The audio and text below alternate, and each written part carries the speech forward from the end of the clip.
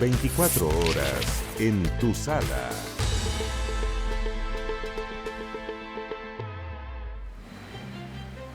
Fue el primer pueblo que liberó este ejército de los Andes que venía con la misión de liberar a nuestro país. Ese cerrito que se ve al frente es el Cerro Las Coimas. Ese fue el combate que hizo que Putaendo fuera el primer pueblo libre.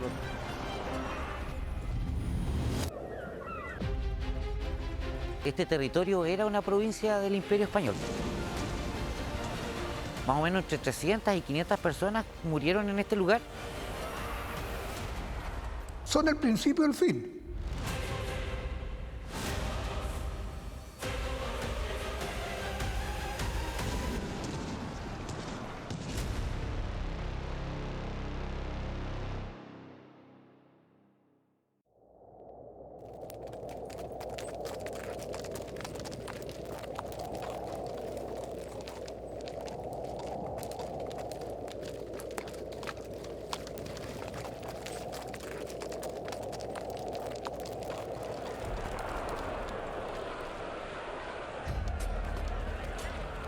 Se dice que fue una proeza única en la historia de América. Más de 4.000 hombres avanzaron durante 21 días desde Argentina por esta muralla fría y casi infranqueable denominada Cordillera de los Andes.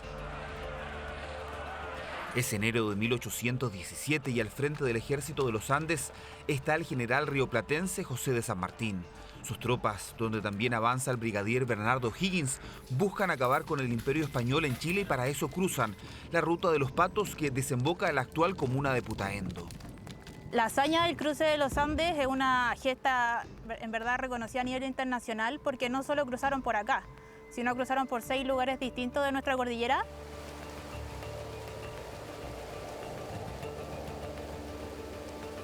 San Martín demuestra una planificación brillante en el cruce de los Andes.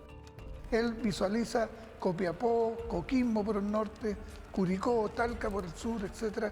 De tal forma que al enviar pequeñas partidas, lo que logra es restar tropas realistas de la zona central.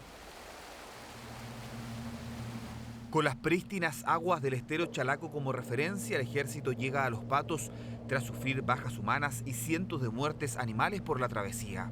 Bernardo O'Higgins, junto a soldados chilenos que escaparon del desastre de Rancagua, vuelve a Chile como comandante de un batallón donde también hay soldados mulatos, afroargentinos y extranjeros que tienen experiencia en las guerras napoleónicas.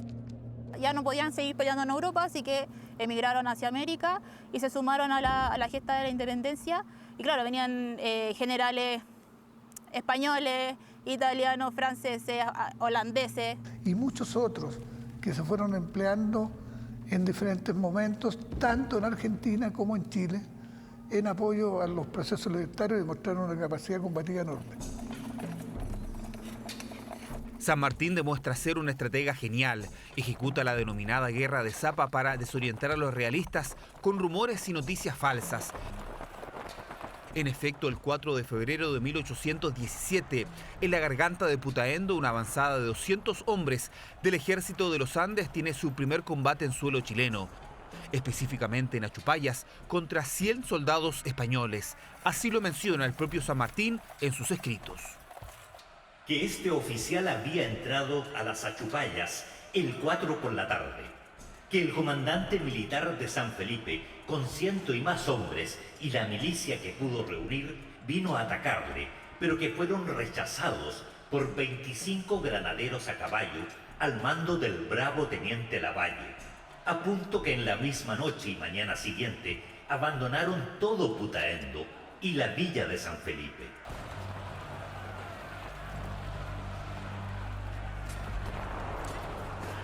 Lo trascendental es que se producen enfrentamientos o combates en el sector, se logró rechazar a los realistas en los dos sectores y con eso asegurar el cruce del grueso del ejército por ese sector.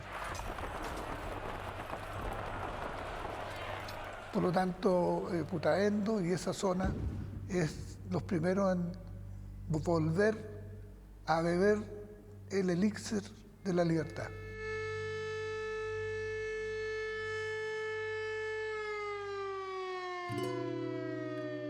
La sirena marca el mediodía en este pueblo gentil y tranquilo. En medio del Valle de la Aconcagua, Putaendo muestra con orgullo su etiqueta de primer pueblo libre. El calor se siente en las paredes de las casas coloniales en la histórica calle Comercio que recuerda los vestigios de tiempos pasados. En la plaza resguardado el pimiento donde San Martín amarró su caballo. Las huellas del combate de Achupallas que permitió el retroceso de los realistas están en este soberbio monumento que también honra a un ilustre putaendino. María José, llama mucho la atención esta estatua. ¿A quién le pertenece? ¿Quién es esta persona? Don Justo Estay, campesino, vaquiano, conocedor de las montañas, mano derecha de José de San Martín y fue fundamental en el cruce de los Andes.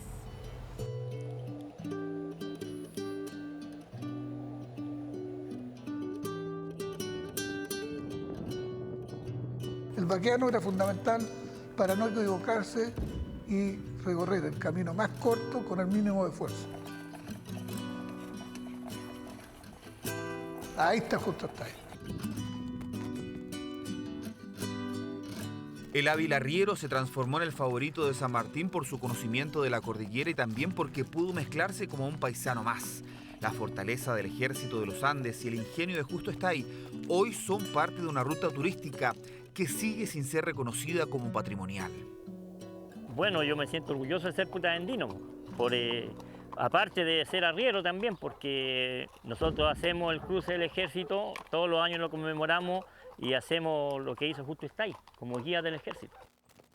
Cuando uno lo ve a la distancia, ¿es muy difícil la travesía hacerla?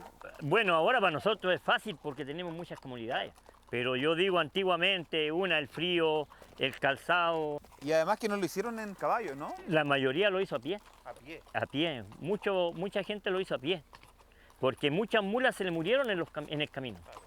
Antes de cruzar para este lado ya se le había muerto muchas mulas en los pasos malos, se habían desbarrancado. ¿Y los caballos se guardaban? Los caballos los guardaban para las batallas. Lo que el ejército cruzó fue que en mulares traían cerca de 12.000 mulares. O sea, tenemos el orgullo y estamos trabajando para que más gente conozca esta gesta histórica que es conocida a nivel internacional, pero claro, tenemos la dificultad que la institución chilena no nos ha permitido todavía, estamos luchando para que así sea, este lugar sea protegido o sea reconocido como monumento histórico, ruta histórica. Estos cañones son parte del combate de las coimas, también en Putaendo y día después de lo ocurrido en Achupallas. Es la estocada final del ejército de los Andes a los españoles en el Valle de la Aconcagua, el último paso antes de la trascendental batalla de Chacabuco que sellará el ingreso de los patriotas a Santiago de Chile. Si Putaendo se transformó en febrero de 1817 en el primer pueblo libre de nuestro país, tuvo que pasar casi una década para que el último bastión realista sea liberado. Un archipiélago denominado en ese entonces Nueva Galicia y que es fundamental para los intereses españoles.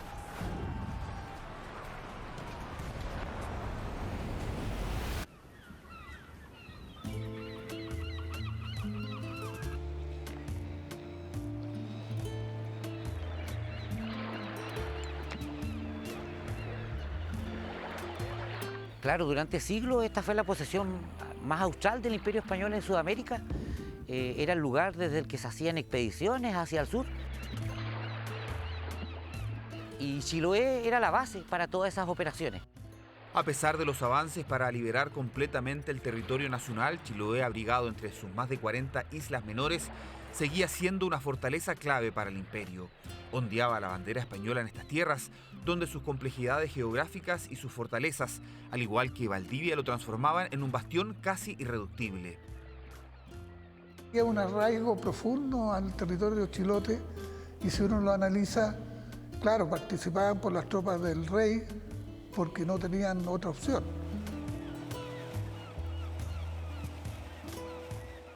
Había plena conciencia que si no se conquistaban esos dos bastiones realistas, lo más probable era que siguieran afectando el proceso libertario por la capacidad que tenían de ser el lugar desde donde volver a intentar a reconquistar Chile por los realistas.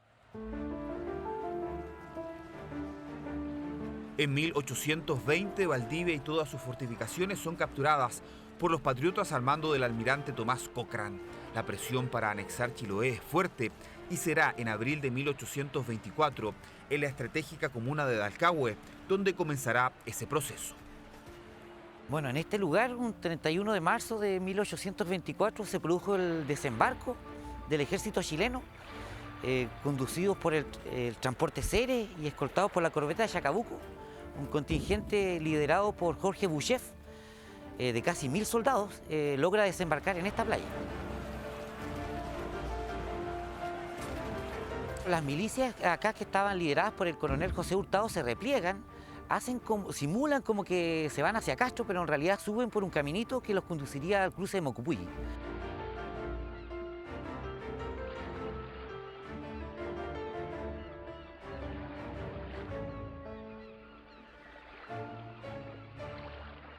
La acción se mueve desde Dalcahue a la ciénaga de Mocupulli, una zona de tránsito para avanzar hacia el norte del archipiélago. Allí las tropas del militar napoleónico Jorge Boucheff son emboscadas en la denominada Batalla de Mocupulli, un enfrentamiento sangriento para el ejército patriota. Y entre la laguna y las alturas que vemos allá pasaba un camino que se dirigía de norte a sur. Frenaron aquí en la mitad de la pampa con 3 compañías de granaderos y cazadores. ¿Y los detienen con una emboscada? Claro, estaban arrodillados, parapetados detrás de troncos. Los encontraron a 10 pasos de distancia, los chilenos, esa fue la sorpresa, y ahí recibieron la primera descarga. En esa primera ráfaga, ¿cuántos chilenos mueren? Dicen que son 120 bajas entre muertos y heridos. Lo peor no solamente son las bajas de los soldados, caen 14 oficiales. La última victoria realista significará presiones inmediatas para el director supremo Ramón Freire. Y esa amenaza, si no podía ser eliminada por Chile, alguien tenía que asumir esa responsabilidad. Alguien tenía que terminar el proceso libertario en Sudamérica. Una de las razones por la urgencia de someter a este archipiélago era, entre otras cosas, por las amenazas de Bolívar. Bolívar escribió reiteradamente y mandó mensajes insultantes a Freire, y lo siguió haciendo hasta 1826, diciendo que si Chile no era capaz de tomar este archipiélago, lo haría él mismo. Y indicaba que el virreinato tenía más motivos y que tenía más razones para hacerse del archipiélago, porque Chiloé no dependía del Reino de Chile, dependía directamente del virreinato del Perú, hasta esa fecha. Efectivamente, Chiloé pudo ser peruano, aunque sus raíces españolas hasta el día de hoy siguen siendo parte característica de la cultura de este laberinto insular.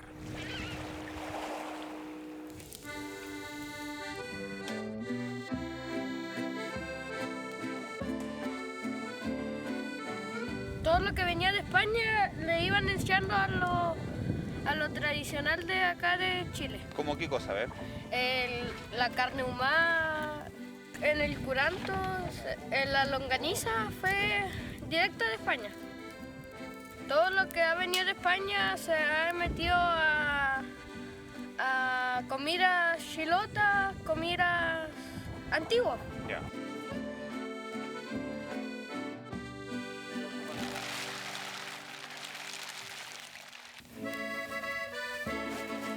Esa herencia española se ve en su gastronomía, en sus platos típicos como el curanto, en una fusión entre la cultura chona y la influencia de lugares como Galicia o el País Vasco. Un evidente sincretismo cultural que se refleja también en su música. Aquí quedó la tradición religiosa que se mantiene viva hasta el día de hoy, con las capillas, con las fiestas patronales y la música religiosa, pero sobre todo la música popular, con las periconas, los chocolates. Durante mucho tiempo los chilotes fueron el último bastión español. En la propia batalla de Mocupulli es evidente esa identificación con el imperio.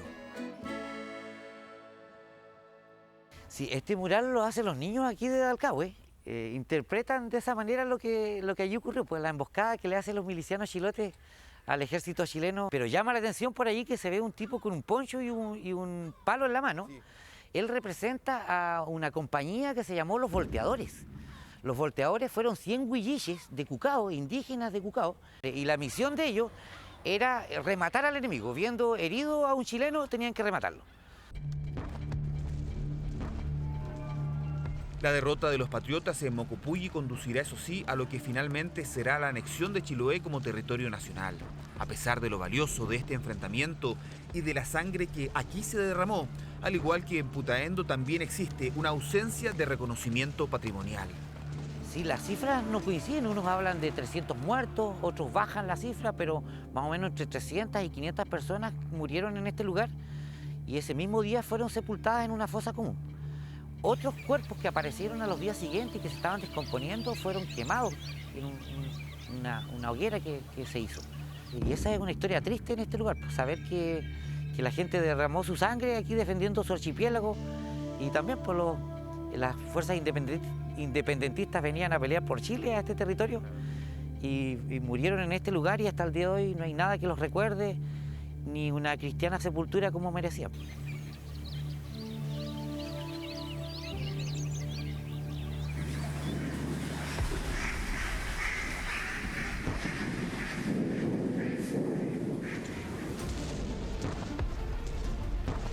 Tanto Putaendo como Chiloé tienen un momento de gloria.